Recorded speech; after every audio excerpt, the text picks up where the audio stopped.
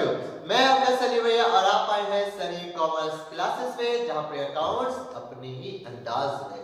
तो देखिए, आज मैं आपके लिए पार्ट बी यानी हमारा अकाउंटेंसी का पार्ट बी में जो हमारा फाइनेंशियल स्टेटमेंट ऑफ कंपनीज है वो टॉपिक लेके आया हूं। अक्सर स्टूडेंट क्या करते हैं, ये टॉपिक होता है छोटा तो टॉपिक होता है, इससे 2-3 मार्क्स के एग्जाम में क्वेश्चन आते हैं, तो बच्चे अक्सर इसे छोड़ देते हैं। लेकिन ऐसा छोड़ना नहीं चाहिए, क्योंकि ये एक ऐसा टॉपिक है जो बहुत ही इंपॉर्टेंट टॉपिक है और इससे काफी बोला जाए तो 2-3 नंबर मैंने कम बोल दिए, ठीक है, इससे ज्यादा मार्क्स के 3-4-5 मार्क्स के क्वेश्चन काफी हद तक इसमें गिर जाते हैं। यानी कंपनी का सारा फाइनेंशियल स्टेटमेंट से जो है, इस पे आप हेडिंग, सब हेडिंग, ठीक है, बहुत कुछ आप इसमें जानेंगे। एग्जाम में आपके हेड्स और सब हेड लिखने के लिए आते हैं, यानी आपको बहुत सारा डाटा दे दिया जाता है, जिससे आपको बोला जाता है कि इसमें बताओ ये कौन से हेडिंग में जाएगा, कौन से सब हेडिंग में जाएगा, ये सारा कुछ जाएगा। ठीक है, तो चलिए इस टॉपिक को पढ़ेंगे, हम लोग पढ़ेंगे क्योंकि हमें पढ़ना है, क्योंकि हमें पास होना है, अच्छे स्कोर करना है एग्जाम में, तो हमें तो पढ़ना है। ठीक है, चलिए स्टार्ट करते हैं। हमारा क्या है, हमारा टॉपिक का नाम आपको पता चल ही गया है, चैप्टर का नाम है फाइनेंशियल स्टेटमेंट ऑफ कंपनी। ठीक है, फाइनेंशियल स्टेटमेंट ऑफ कंपनीज। अब देखो क्या बात, फाइनेंशियल स्टेटमेंट बचपन से पढ़ के आए कि फाइनेंशियल स्टेटमेंट का मतलब होता है एक ऐसा स्टेटमेंट जिसको बनाने से बिजनेसमैन को, यानी बिजनेस का प्रॉफिटेबिलिटी पता चलता है कि बिजनेस का फाइनेंशियल पोजीशन क्या है, बिजनेस का फाइनेंशियल रिजल्ट क्या है। ये सारा कुछ हमें किससे पता चलता है, हमें पता चलता है फाइनेंशियल स्टेटमेंट को बनाने के लिए। अब मैं फाइनेंशियल स्टेटमेंट जो बनाने वाला हूं वो मैं बिजनेस का नहीं, वो मैं कंपनी का बनाने वाला। ठीक है, देखिए क्या लिखा है, financial statement are the end products of accounting process. Financial statement जो होता है वो क्या होता है, किसी भी अकाउंटिंग का जो प्रोसेस चल रहा है, जो अकाउंटिंग का प्रोसेस, उसका आखिरी जो स्टेज होता है, आखिरी जो चरण होता है, आखिरी जो स्टेप्स होता है, वो क्या होता है हमारा, वो होता है हमारा ये फाइनेंशियल स्टेटमेंट का। ठीक है, ये जो अकाउंटिंग प्रोसेस का जो आखिरी स्टेप होता है वो हमारा फाइनेंशियल स्टेटमेंट होता है। फाइनेंशियल स्टेटमेंट बनाते खेल खत्म, उसके बाद फिर से नए सिरे से चालू किया जाता है। They provide information about the profitability and the financial position of business. ये जो फाइनेंशियल स्टेटमेंट है ये हमें क्या बताता है, ये हमें बिजनेस का प्रॉफिटेबिलिटी हुआ बताता है, यानी बिजनेस में प्रॉफिट हुआ है कि लॉस हुआ है उस अकाउंटिंग ईयर के दौरान, वो हमें बताता है। प्लस साथ में बताता है कि बिजनेस का फाइनेंशियल पोजीशन कैसा है, अच्छा यानी एसेट का वैल्यू कितना है, लायबिलिटी का वैल्यू क्या, बिजनेस किस तरीके से अच्छा चल रहा है कि खराब चल रहा है, ये सारा कुछ हमें बताता है फाइनेंशियल स्टेटमेंट। ये जो फाइनेंशियल स्टेटमेंट मैंने बताया ये बिजनेस का है। हमें क्या पढ़ना है, हमें कंपनी का पढ़ना है। तो देखो कंपनी के बारे में ज्यादा कुछ चेंज नहीं है, कंपनी के बारे में एकदम सिंपल से बात बोली गई है कि कंपनी के नजर से फाइनेंशियल स्टेटमेंट का मतलब क्या, फाइनेंशियल स्टेटमेंट का मतलब क्या। तो देखो क्या है, as per section 2 subsection 40 of the companies act 2013। ठीक है, यानी कंपनीज एक्ट 2013 के अनुसार सेक्शन 2 सबसेक्शन 40 के अंदर बोला गया है कि फाइनेंशियल स्टेटमेंट का मतलब ये होता है, क्या होता है, financial statement in relation to a company include the following. Financial statement में इन सब को इंक्लूड किया जाता है, यानी इन सब को अगर जोड़ दिया जाए, इन सब को इंक्लूड किया तो बोलेंगे भैया हाँ ये कंपनी का फाइनेंशियल स्टेटमेंट क्या है। पहला, a balance sheet as at the end of the financial year के एंड में कंपनी के लिए जो बैलेंस शीट बनाया जाता है वो फाइनेंशियल स्टेटमेंट है। सीधी बात। अगर ए statement of profit and loss for the financial, company के द्वारा जो फाइनेंशियल ईयर के एंड में जो स्टेटमेंट ऑफ प्रॉफिट लॉस बनाया जाता है वो फाइनेंशियल स्टेटमेंट है। तो समझा आपको, फाइनेंशियल स्टेटमेंट में सब कुछ आएगा। कैश फ्लो स्टेटमेंट, देखो अभी हमने इससे पहले मैं आपको कैश फ्लो की वीडियो सारी अपलोड कर चुका हूं, तो क्या बोला हूं, cash flow statement for the financial year के लिए जो कैश फ्लो बनाते हैं वो भी आपका फाइनेंशियल स्टेटमेंट के कैटेगरी में आता है। ए statement of changes in equity if applicable. ठीक है, एंड बोला गया अगर आपका कोई भी इक्विटी में आपके कैपिटल किसी तरह का चेंजेस आता है और उसके लिए कोई स्टेटमेंट आप रेडी करते हो तो वो भी अपना क्या है, फाइनेंशियल स्टेटमेंट है। और एक्सप्लेनेटरी नोट्स, कोई भी आपका नोट्स, ठीक है, जो आपका जो भी एक्सप्लेन करेगा आपका नोट्स को, वो सारा कुछ इंक्लूड किया तो वो क्या कहलाएगा आपका फाइनेंशियल स्टेटमेंट। यानी फाइनेंशियल स्टेटमेंट कंपनी के लेवल से इन पांचों को बोला गया, balance sheet, statement of profit loss, आपका कैश फ्लो, बोला जाए इक्विटी से में कोई चेंजेस है वो, प्लस एक्सप्लेनेटरी नोट्स जो होंगे, इन सबको जोड़ के बोला जाता है क्या, ये आपका फाइनेंशियल स्टेटमेंट है। ठीक है, तो फाइनेंशियल स्टेटमेंट बहुत ही छोटा सा टॉपिक है, ज्यादा बड़ा टॉपिक नहीं है इसका, ठीक है, ये थोड़ा सा थ्योरी था। अब सवाल होगा कि फाइनेंशियल स्टेटमेंट क्यों बनाया जाए। एक इंसान, अगर आप अपनी दुकान खोले हो और अपना बुक्स ऑफ अकाउंट्स मेंटेन करो तो क्या जानने के लिए, तो भैया दो बातें कभी मत भूलो। पहली बात, प्रॉफिट एंड लॉस जानने के लिए, यानी आप चाहते हो कि मेरा अगर प्रॉफिट लॉस मुझे पता चले अकाउंटिंग ईयर का एंड में, फाइनेंशियल ईयर का एंड में, तो भैया आपको तो बुक्स ऑफ अकाउंट्स मेंटेन करना पड़ेगा। पहला ऑब्जेक्टिव तो यही है। दूसरा ऑब्जेक्टिव क्या है बनाने का, तो भैया दूसरा ऑब्जेक्टिव बुक्स ऑफ अकाउंट्स को मेंटेन हम लोग इसलिए करते हैं ताकि हमें पता चल पाए कि हमारा बिजनेस का पोजीशन क्या है, हमारा बिजनेस का पोजीशन क्या है। यानी फाइनेंशियल स्टेटमेंट बनाने के बाद आपको फाइनेंशियल स्टेटमेंट बनाने के लिए दो बातें इंपॉर्टेंट होती है, क्या, स्टेटमेंट प्रॉफिट लॉस, और दूसरा बिजनेस का फाइनेंशियल पोजीशन। तो इन दो बातों को जानने के लिए हम लोग क्या करते हैं, फाइनेंशियल स्टेटमेंट को रेडी करते हैं कि बिजनेस का प्रॉफिट कितना है, लॉस कितना है और बिजनेस का फाइनेंशियल पोजीशन कितना है, ये सबको जानने के लोग बनाते हैं। देखो क्या objectives of preparing financial statement, कि फाइनेंशियल स्टेटमेंट को बनाने की क्या जरूरत है। पहला, to present a true and fair view, true and fair view of the financial performance, that is profit और लॉस ऑफ द बिजनेस। यानी अगर आप अपना बिजनेस का फाइनेंशियल पोजीशन जानना चाहते हो, सॉरी फाइनेंशियल परफॉर्मेंस जानना चाहते हो, जो कि प्रॉफिट और लॉस हो वो भी ट्रू एंड फेयर, तो भैया आपको बनाना पड़ेगा, क्या बनाना पड़ेगा, फाइनेंशियल स्टेटमेंट को रेडी करना ही पड़ेगा। अगला, to present a true and fair view of financial position of the business. अगर आप अपने बिजनेस का फाइनेंशियल पोजीशन जानना चाहते हो, फाइनेंशियल पोजीशन का मतलब आपका एसेट्स कितना है, आपका इक्विटी कितना है, आपकी लायबिलिटी कितनी, अगर इन सब बातों को जानना है तो आपको फाइनेंशियल स्टेटमेंट बनाना ही पड़ेगा। बात समझ में आई। तो ये था पूरा का पूरा फाइनेंशियल स्टेटमेंट के बारे में। हमें क्या करना, हमें इस टॉपिक में, इस चैप्टर में आपको हेडिंग, सब हेडिंग पे जानना जो कि बहुत ही इंपॉर्टेंट था। यानी आपको एक चीज मैं बोलूंगा कि आपको सबसे पहले कंपनी का जो बैलेंस शीट होता है, कंपनी का जो बैलेंस शीट होता है, जो कि आपका न्यू अकॉर्डिंग के अनुसार बोला गया है शेड्यूल, ठीक है, शेड्यूल 3 के अंदर में, ठीक है, शेड्यूल 3 के अंदर में जो बैलेंस शीट दी गई है, उस बैलेंस शीट का पूरा फॉर्मेट को आपको जानना पड़ेगा। अगर आप बैलेंस शीट का पूरा फॉर्मेट को अच्छे से जान लेंगे तो आपको बहुत ही अच्छा रहेगा और आपके काम के लायक होगा, ठीक है। तो देखिए मैं आपको बैलेंस शीट का पूरा फॉर्मेट, वैसे तो आपके पास बुक होगी, ठीक है, तो बुक में भी अपना देख सकते हैं, नहीं तो स्क्रीन पे आपको नजर आएगी क्या, बैलेंस शीट का फॉर्मेट। मैं बैलेंस शीट का फॉर्मेट इसलिए दिखा रहा हूं क्योंकि इसी बैलेंस शीट में बहुत सारा डाटा दे देगा, जैसे मान लीजिए गुडविल दे देगा, बोलिए गुडविल का हेड क्या है, इसका सब हेडिंग क्या है, आपका इन्वेंटरी दे देगा, बोले इसका हेड क्या है, इसका सब हेड क्या है, ये सारा कुछ आपको मिलेगा, जो कि एग्जाम के लिए पॉइंट ऑफ व्यू से बहुत इंपॉर्टेंट होते हैं सब, क्योंकि एग्जाम में अगर हेड सब हेड है ना तो चुटकी में इंसान 1 मिनट में 3 से 4 नंबर वो उठा सकता है, ठीक है, अगर बढ़िया से उसे याद होगा कि हेड और सब हेड कैसे होते हैं। तो सबसे पहले इसको जानने के लिए पहले आपको कंपनी का पूरा बैलेंस शीट देखना होगा, और बैलेंस शीट का फिर मैं आपको बताऊंगा हेड और सब हेड कैसे कैसे आएंगे, ठीक है। चलिए कंपनी के बैलेंस शीट को देखिए, पहले देखिए आपको स्क्रीन पर नजर आएगी पिक लिखा हुआ है पार्ट 1 में फॉर्म ऑफ बैलेंस शीट दिया हुआ है, ठीक है, क्या है बैलेंस शीट दे दिया है, एक तो आपका दिया particulars, note number, figure as at the end of the current reporting period, figure as at the end of the previous reporting period, आधा इसमें है, फिर इसका थोड़ा ये पिक हट जाएगी, दूसरी पिक अपलोड हो जाएगी, उसमें आप बाकी देख पाएंगे। सबसे पहले हेडिंग देखो क्या है, इक्विटी एंड लायबिलिटीज का। इक्विटी एंड लायबिलिटीज के अंदर में जो सबसे बड़ा पहला जो हेडिंग आ रहा है वो है share holder fund. Share holder fund में क्या क्या आएगा, आपका शेयर कैपिटल आएगा, रिजर्व एंड सरप्लस आएगा, और सी नंबर में आएगा money receive against share warrants. ये 3 चीजें आती है शेयर होल्डर फंड्स में। शेयर होल्डर फंड्स में 3 चीजें आएंगी, share capital, reserve and surplus, money receive against share warrant. उसके देखो उसके नीचे में आपको 2 नंबर लिखा है, 2 नंबर क्या लिखा है, share application money pending allotment, ठीक है, एक और हेडिंग जो चालू होता है share application money pending allotment, ये होता है, ठीक है। अच्छा ये पूरा बैलेंस शीट है, आपको अच्छे से उतार लेना है इस चीज को।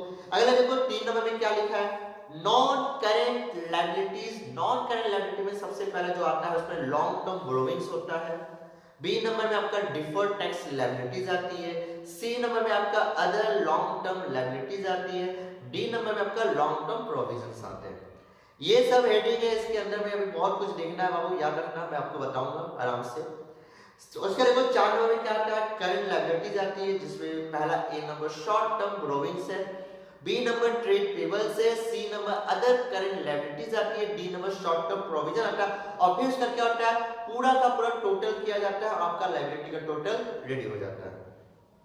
उसका देखो एसेट साइड हमारा 2 नंबर स्टार्ट होता है, एसेट साइड। एसेट में मेरा सबसे पहला जो आता है नॉन करंट एसेट, ये हेडलाइन होता है। इसके अंदर में फिक्स एसेट है, फिक्स एसेट के अंदर में क्या आता है, टेंजिबल एसेट आता है, इनटेंजिबल एसेट आता है, कैपिटल वर्क इन प्रोग्रेस आता है, इनटेंजिबल एसेट अंडर डेवलपमेंट, ये सारा कुछ आता है। उसके बी नंबर में क्या आता है, बी नंबर में आपका नॉन करंट इन्वेस्टमेंट है, सी नंबर में आपका डिफर्ड टैक्स एसेट्स है, डी नंबर में आपका long term loans and advances आता है, ई नंबर आपका अदर नॉन करंट एसेट्स आता है। फिर देखो 2 नंबर में, 2 में आता है करंट एसेट, करंट एसेट सबसे पहला आता है ए नंबर करंट इन्वेस्टमेंट आता है, बी नंबर आपका इन्वेंटरीज आता है, सी नंबर आपका ट्रेड रिसीवेबल्स है, D number cash and cash equivalents आता है, ई नंबर में short term loans and advances आता है, और एफ नंबर आपका अदर करंट एसेट आता है, टोटल हो जाता है। तो ये जो आपका बैलेंस शीट दिया गया इसको बोलते हैं वर्टिकल। 2 तरह की बैलेंस शीट होती है, एक हॉरिजॉन्टल होती है, एक वर्टिकल होती है, ठीक है। तो चलिए पहले आप पिक ले लो, अगर जल्दी से पिक ले लो, आज से पहले का जो पिक था वो भी आपने ले लिया होगा। इस बैलेंस शीट को आप पिक ले लो बैलेंस शीट का, इसको कॉपी में जरूर उतार ले, क्योंकि इसके बाद जो मैं आपको दिखाने वाला आपको पता चलेगा कि शेयर कैपिटल, अगर मैं शेयर तो शेयर कैपिटल के अंदर कौन-कौन से शेयर्स आते हैं, किस तरह होता है, इसमें शेयर कैपिटल में आपका ऑथराइज कैपिटल आएगा, इशूड आएगा, सब्सक्राइब्ड, ये सारा कुछ आपको क्वेश्चन में मिलेगा, उसको आपको देख के बताना होगा कि ये कौन से हेड में जाएगा। तो पहले स्क्रीनशॉट ले लो, फिर मैं आपको बताता हूं कैसे है। आई होप कि आपने स्क्रीनशॉट ले लिया होगा। चलो स्टार्ट करते हैं। चलो पिक हट जाएगी, ठीक है। तो पिक आपकी हट गई है। अब देखो क्या बात है, समझो आपका जो बैलेंस शीट होता है ना, बैलेंस शीट वो भैया 2 फॉर्म में बनता है, या तो वर्टिकल या हॉरिजॉन्टल। हॉरिजॉन्टल का मतलब होता है टी फॉर्म। अगर टी फॉर्म में आपका बैलेंस शीट है जो कि भर चुकी है, अब ये नहीं है, ठीक है, कंपनी की बैलेंस शीट अब एकदम वर्टिकल फॉर्म में जाती है। तो हॉरिजॉन्टल का फॉर्म ऐसा, वर्टिकल मिस्टेक हो गया, हॉरिजॉन्टल का फॉर्म हट चुका है। अब क्या है आपका वर्टिकल का फॉर्म है, जो कि कुछ इस टाइप से, यानी आपका नोट्स टू अकाउंट के अनुसार से कुछ इस टाइप से होता है, ठीक है, नहीं स्टेटमेंट का फॉर्म में होता है। तो ये पूरा बैलेंस शीट का फॉर्मेट मैंने आपको दिखा दिया है। अब इसके ऊपर में हम लोग आराम से देखेंगे पूरे हेड और सब हेड किसके अंदर में क्या क्या आते हैं। मैं सोच रहा हूं क्या कि हेडिंग और सब हेडिंग के लिए अलग से मैं वीडियो आपके लिए बनाऊं, जो कि आपके लिए सारा फायदेमंद होगा। आपने अभी बैलेंस शीट देखा, ठीक है, देखिए होगा, तो मैं सोच रहा हूं कि मैं आपको बैलेंस शीट एक बार ड्रॉ करके दिखा देता हूं कि बैलेंस शीट कैसे होती है, ठीक है। पिक में आपको पता नहीं आपने ध्यान से देखा कि नहीं देखा, मैं आपको पूरे एकदम यहाँ पे दिखाता हूँ बैलेंस शीट, यानी आज की वीडियो में से मैं बैलेंस शीट आपको दिखाऊंगा। हेडिंग और सब हेडिंग के लिए मैं अलग से वीडियो बनाऊंगा, जिसमें सिर्फ हेडिंग और सब हेडिंग से रिलेटेड होगा। आज इस वीडियो को बहुत कम बनाऊंगा, छोटी बनाऊंगा, या उस वीडियो को ध्यान से देखिएगा जिसके बारे में बनेगी, वरना एक दिन में सारा प्रेशर आपके लिए साथ नुकसानदायक हो जाएगा, ठीक है। तो चलो यार टाइम लॉस नहीं करते, फटाफट बैलेंस शीट का फॉर्मेट देखते हैं कि कंपनी का बैलेंस शीट का फॉर्मेट कैसे किया जाता है, ठीक है। तो रुक जाइए, मैं कलम ले लेता हूँ सारा अपना, चलो ठीक है। अब ध्यान देना कि कैसे कैसे क्या करना है, एक कलम और ले लेता हूँ, अच्छा रहेगा, एक कलम, चलो तो स्टार्ट करो। देखो ये बैलेंस शीट का फॉर्मेट है किसका, ये balance sheet of A company, of A company, ये कंपनी का बैलेंस शीट है, पार्टिकुलर्स है, note number, current year, previous year, ठीक है। अब देखो क्या है, ये शेड्यूल 3 यानी कंपनी का जो शेड्यूल 3 है उसके अंदर ये वर्टिकल फॉर्म का जो बैलेंस शीट है वो बनेगा ना, ये वर्टिकल फॉर्म है, वर्टिकल फॉर्म है, भूलना नहीं, मतलब और ना हो जाएगा, ठीक है। वर्टिकल फॉर्म है, बैलेंस शीट याद रखिएगा। अब स्टार्ट करते हैं इसको बैलेंस शीट को। देखो बैलेंस शीट सबसे पहले हमारा सारी इक्विटी लायबिलिटी आएगी। तो देखो इक्विटी को ई वाला ही लिखना पड़ेगा, देखो मैं जैसे लिख रहा हूं वैसे लिखना पड़ेगा, E Q U I T Y, equity and liability. एक भी स्मॉल लेटर यूज आप नहीं कर सकते, याद रखिएगा, एक भी स्मॉल लेटर आप लोग यूज नहीं कर सकते, ठीक है। इक्विटी एंड लायबिलिटीज, ठीक है, ये हमने लिख दिया, एक भी स्मॉल लेटर यूज नहीं कर सकते, equity and liability capital letter हो जाएगा। इसके अंदर में जो सबसे पहले आएगा, ध्यान से सुनिएगा, उसको बोलते हैं 1 नंबर पे share holders fund, share holders funds, ये हमारा सबसे पहले इसमें आएगा शेयर होल्डर फंड आएगा, ठीक है। इसके अंदर में क्या आएगा, इसके अंदर में तीन चीज आएगी। सबसे पहला आएगा शेयर कैपिटल, जो भी शेयर कैपिटल होगा वो यहाँ पे आएगा, याद रखिएगा। बी नंबर में क्या आएगा, बी नंबर में आपका आएगा reserves and surplus, reserves and surplus जो भी होगा वो यहाँ पे आएगा। और सी नंबर में हमारा आएगा money received, money received against, money received against share warrant, ठीक है, शेयर वारंट्स, शेयर वारंट्स, ठीक है। आपको मैंने अभी पिक में दिखाया था सारा कुछ, ठीक है। इसी को मैं पूरा ड्रॉ कर दे रहा हूं जिससे आपको फायदा हो जाए कि कैसे कैसा देखा। हमारा इक्विटी एंड लायबिलिटी सबसे पहले बना है, उसके अंदर जो मेरा पहला मेजर हेड बोला जाता है, इसको बोला जाता है मेजर हेड। तो मेजर हेड क्या हमारा सेव्ड अप फंड है।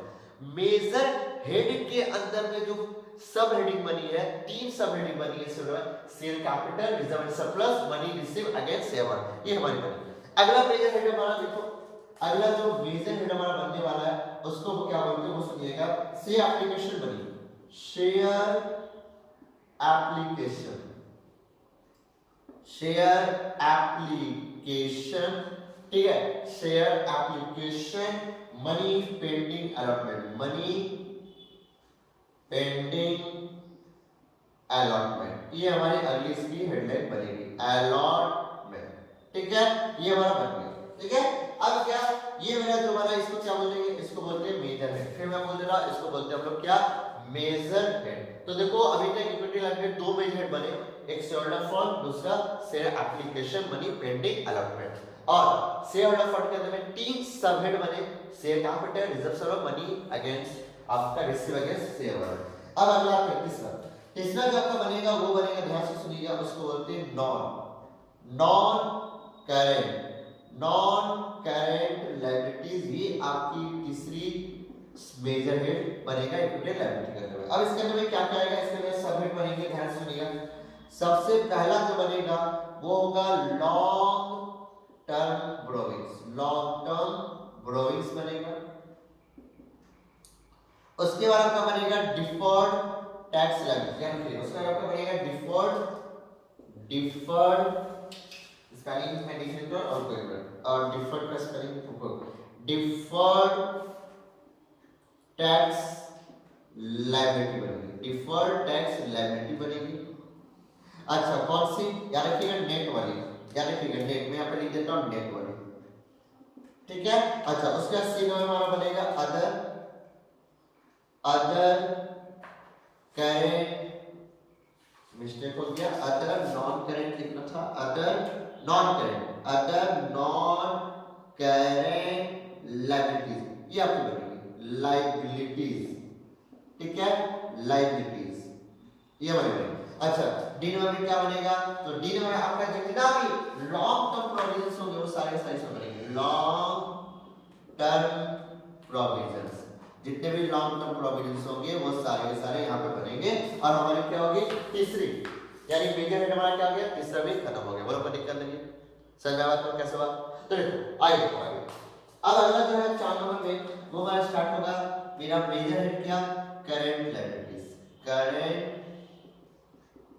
लायबिलिटीज, करेंट लायबिलिटीज, ठीक है। अब करेंट लायबिलिटी में क्या हो गया, सुनो, करेंट लायबिलिटी में मेरी होगी सबसे पहले जो आएगी वो आएगी ए नंबर में शॉर्ट टर्म,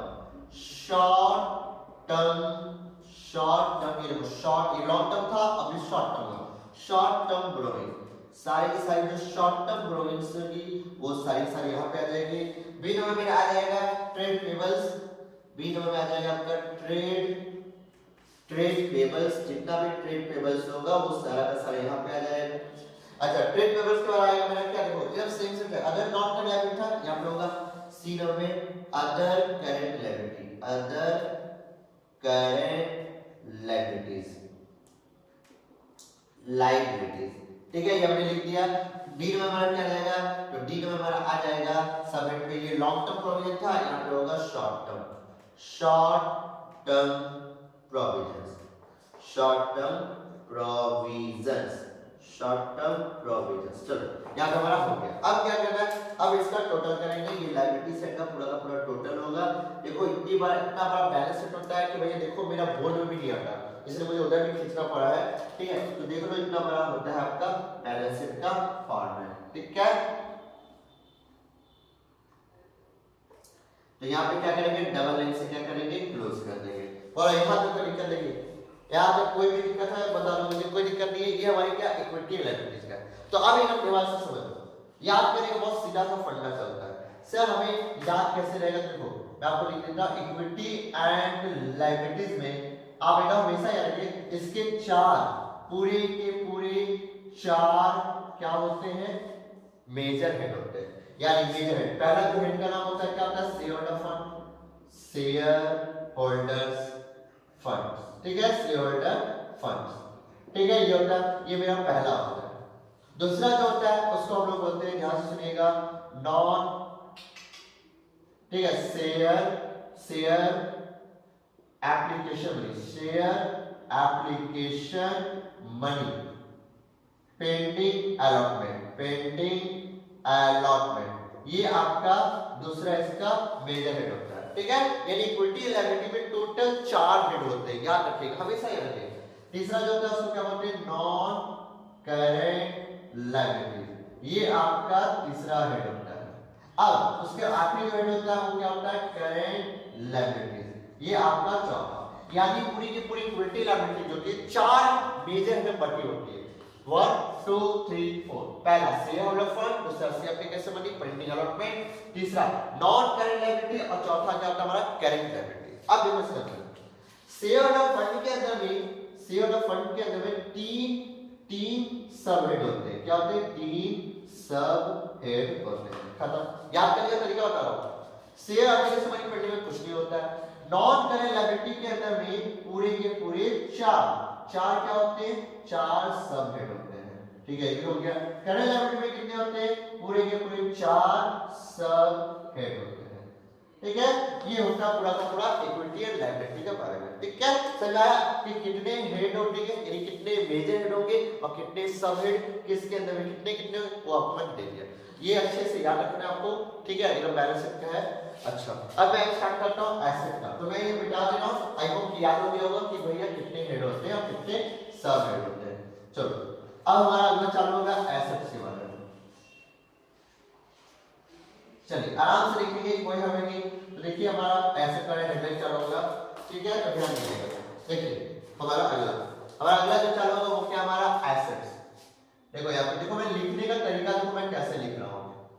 कोई भी स्मॉल लेटर यूज मत कीजिएगा इस जगह पे जब हेडलाइन लिखेंगे हम। ठीक है, एसेट्स के अंदर में जो सबसे पहला आएगा वो आपका होगा non current asset, non current asset. Light colour से साइड आता होगा, आपको नजर नहीं आता, मैं लाइट ऑफ करवा देता हूं। लाइट ऑफ कर दीजिए, दूसरा लाइट जला दीजिए। ठीक है, नॉन करेंट एसेट। अब नॉन करेंट एसेट के अंदर में सबसे पहला जो आएगा, ठीक है, वो हमारा होगा नॉन करेंट एसेट के अंदर जो सबसे पहला आएगा वो हमारा होगा, ध्यान दीजिएगा, सबसे पहले इसके अंदर में ए नंबर जो कि हमारा होगा फिक्स एसेट। क्या होगा हमारा, फिक्स एसेट। फिक्स एसेट्स के अंदर पे आपके चार होंगे। पहला होगा, ध्यान से सुनिएगा, टेंजिबल एसेट। इसके अंदर में आएगा टेंजिबल एसेट्स आएंगे। अच्छा, दूसरा मेरा आएगा इनटेंजिबल एसेट। इनटेंजिबल एसेट्स जितने होंगे वो सारे के सारे यहाँ पे आएंगे। अच्छा, तीसरा जो आपका आएगा इसके अंदर में यानी फिक्स एसेट के अंदर में वो होगा capital work in progress. Capital work in progress ये हमारा आएगा। चौथा जो होगा वो हमारा डेवलपमेंट से जुड़ा होगा जो कि होगा intangible asset. Intangible assets, intangible assets. ठीक है, assets under development, under development. ठीक है, डेवलपमेंट। ठीक है, ये हमारे यहाँ पे आ जाएगा। ठीक है, अब उसका नाम बी, मेन बी, याद रखिएगा मेन बी में जो स्टार्ट जैसे फिक्स एसेट में चार आ गए। अब नॉन करेंट लायबिलिटी के अंदर में ये हमारा क्या था, याद रखना, ये हमारा, ये मेरा मेजर हेड है, ये मेरा सब हेड है। ठीक है, अब अगला जो सब हेड खुलेगा वो होगा नॉन करेंट इन्वेस्टमेंट का। Non current, non current investment का होगा, नॉन करेंट इन्वेस्टमेंट का होगा। अच्छा सी नंबर में क्या आएगा, deferred tax asset, deferred tax assets, ठीक है। कोई भी डिफर्ड टैक्स एसेट्स होगा तो यहाँ पे आएगा कौन सा वाला, तो मैं यहाँ पे लिख देता हूँ नेट वाला, याद रखिएगा नेट वाला जो भी होगा। ये पूरा का पूरा बैलेंस शीट का फॉर्मेट आपको दिखा रहा हूँ।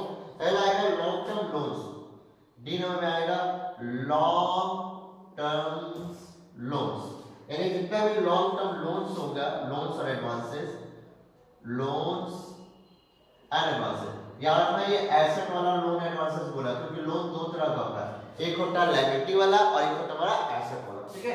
तो एडवांसेस वाला कहां जाएगा, अच्छा ए नंबर में आ जाएगा अगर नॉन करेंट एसेट, अगर और कोई नॉन करेंट एसेट होगा तो वो हमारे यहाँ पे दिख जाएगा, ठीक है। तो ये हमारा हो गया हमारा एसेट के अंदर में, ये हो गया हेड, मेजर हेड, ये सब हेड कितने 1 2 3 4 5 पूरे सब हेड है, ठीक है। अच्छा अगला जो हेडिंग चालू होगा सब हेड, वो हमारे दोनों में होगा क्या, करेंट, ठीक है। अगला होगा हमारा करेंट एसेट्स, करेंट एसेट्स। अब करेंट एसेट में भी एक एक करके आएंगे पूरे के पूरे एफ का। पहला आएगा ए नंबर करेंट, ए नंबर में आएगा सबसे पहले करेंट इन्वेस्टमेंट, हमारा करेंट इन्वेस्टमेंट आएगा, जितना भी करेंट इन्वेस्टमेंट होगा वो दिखेगा। बी नंबर में आएगा इन्वेंटरीज, जितनी भी इन्वेंटरीज होगी वो सारी की सारी इन्वेंटरी दिखेगी। सी नंबर हमारा आएगा ट्रेड रिसीवेबल्स, जितने भी ट्रेड रिसीवेबल्स होंगे वो सारे के सारे यहाँ पे दिखेंगे, ट्रेड रिसीवेबल्स। चौथा जो होगा डी नंबर, वो आपको पता होना चाहिए, कैश एंड कैश इक्विवेलेंट होगा, कैश एंड कैश इक्विवेलेंट्स होंगे, ठीक है। ये मैं आपको पूरा फॉर्मेट ड्रॉ कर दे रहा हूं ताकि आपको दिक्कत ना हो। अच्छा इन नंबर मेरा होगा short term loans and advances जो भी होंगे वो यहाँ पे दिखेंगे आपके। अच्छा एफ नंबर में आपका आ जाएगा अदर करेंट एसेट्स, ये यहाँ पे आपके आ जाएंगे, ठीक है, अदर करेंट एसेट्स। अब क्या करना है, अब ये टोटल करना है, सीधी सी बात है। यहाँ पे हमारा क्या होगा, टोटल हो जाएगा डबल एन से, और यहाँ पे लिख देंगे हम लोग क्या, टोटल, ठीक है। तो ये पूरा का पूरा जो है आपका बैलेंस शीट का फॉर्मेट है, इसको जरूर कॉपी कर लीजिए एक बार। अब ध्यान दो क्या करना है, मैं देखो हमारे एसेट के अंदर में कितने हेड बनते हैं, तो याद रखना हमारा जो एसेट्स होता है, उसके अंदर में भैया सिर्फ दो हेड है, सिर्फ दो, याद है सिर्फ दो, 1 और 2। पहला है आपका नॉन करेंट एसेट्स है, और दूसरा मेरा क्या है, करेंट एसेट्स, ठीक है। अब एक चीज नोटिस करो, हमारा नॉन करेंट एसेट के अंदर में सब हेड कितने बनेंगे, 1 2 3 4 5, यानी इसके अंदर पूरे के पूरे 5 सब हेड है, जबकि करेंट एसेट के अंदर में 1 2 3 4 5 6 पूरे के पूरे 6 सब हेड बनेंगे, समझा आपको। अब इसके अंदर में क्या क्या आइटम आता है, ये सारा वीडियो आपको अगली वीडियो में देखने को मिलेगी। पहले मैं पूरी इक्विटी लायबिलिटी की अलग वीडियो बनाऊंगा कि शेयर कैपिटल के अंदर कौन कौन से आइटम आते हैं, और बाकी फिर से, ठीक है, लाइट जला के, ठीक है। तो इस तरह के बहुत सारे आइटम को देखने को मिलेंगे कि कौन सा आइटम किस हेड में जाएगा, कौन सा मेजर हेड होगा, ये सारा कुछ देखने को आपको मिलेगा। तो आज के लिए इतनी वीडियो काफी है, ठीक है। आज ज्यादा कुछ नहीं बताया, जानबूझ के थोड़ा सा आप लोगों को बोरिंग नहीं लग रहा होगा, क्योंकि ये देखो एक फॉर्मेट है ना, फॉर्मेट को आपको ध्यान में रखना पड़ेगा, ठीक है। तो आज के लिए इतना काफी है, इसको आराम से कॉपी कर लीजिएगा, और मैं इसको पहले मिटा देता हूँ, 1 मिनट रुक जाइए ताकि मिटा दूं, ताकि आपको कोई दिक्कत ना हो, ठीक है, नहीं आप गलती से कुछ और ना उतार लें, चलिए, ठीक है। तो आज के लिए तो फिर मिलते हैं अगले वीडियो में। आज के लिए अलविदा का वक्त हो गया, tata bye bye, see you, good night, सबा खैर, शुभ रात्रि, थैंक यू। और आप इसको पहले आराम से कॉपी कर लो, फिर वीडियो बंद होगी, आप कॉपी करो, मैं लाइट को ठीक कर देना, आप कॉपी करो।